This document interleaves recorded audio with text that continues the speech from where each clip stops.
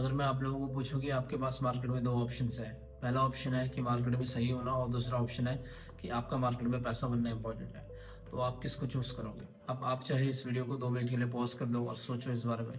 पहला ऑप्शन मैंने दिया कि मार्केट में पैसा बनना चाहिए आपका, और दूसरा ऑप्शन है कि आप मार्केट में जो भी डिसीजन ले रहे हो उसमें आप सही होने चाहिए। तो 90% ऑफ द लोग सोच रहे होंगे कि मार्केट में मेरा सही होना ज़रूरी होता है, क्योंकि अगर मैं सही हूँगा तो तभी मेरा पैसा बनेगा, है ना।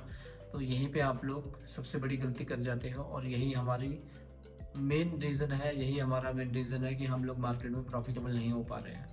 आज की डेट में जितने भी लोग ट्रेडिंग को अपना करियर बना रहे हैं या फिर ट्रेडिंग को अपना करियर बनाने की सोच रहे हैं आगे, उन सभी लोगों के मन में ये सारा सवाल आता है कि यार मैं ऐसा क्या करूं कि जो मैं प्रॉफिटेबल बन जाऊं, कौन सी स्ट्रैटेजी फॉलो करूं, कौन से रूल्स फॉलो करूं, कौन से ऐसी चीज़ों को देखूं कि जिसमें मार्केट में मेरा पैसा बन जाए।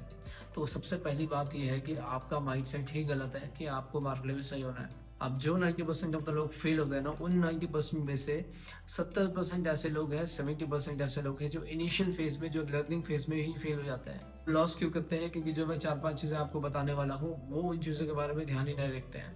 ध्यान मतलब हो गया कि उनके अंदर वो चीज़ें हैं ही नहीं कि वो मार्केट में इस तरीके से उसको प्लान कर सकें। सबसे पहली बात आती है डिसिप्लिन की।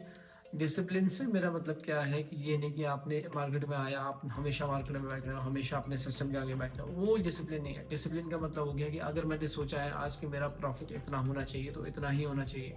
अगर मैंने सोचा कि मेरा लॉस इतना होना चाहिए तो इतना ही होना चाहिए। ये नहीं होता कि मैंने अगर 1 लाख का कैपिटल है और मैंने उसमें 1000 रुपये का लॉस, मैंने ऐसे अपने माइंड में सेट किया है कि आज मैं 1000 रुपये से ज़्यादा 1 रुपये नहीं दूंगा मार्केट को।